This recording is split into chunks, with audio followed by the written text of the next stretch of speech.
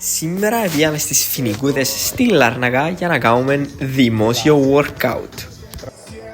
Αρχίσαμε κάποια planche combo, μετά ένα βίντεο που ελάτρεψα, απίστευτο.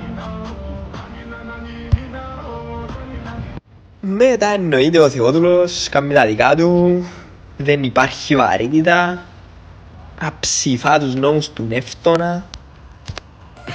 Εννοείται κάναμε και λίγο front lever.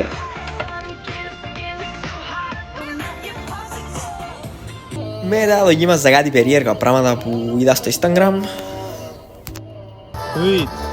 Dragon Plunge που θέλει πάρα πολύ δουλειά ακόμα. Εννοείται πως κάτι διάρκεια παίζαμε. Ο μπρο έμεινε front lever για πάντα, δεν ξέρω τι γίνεται.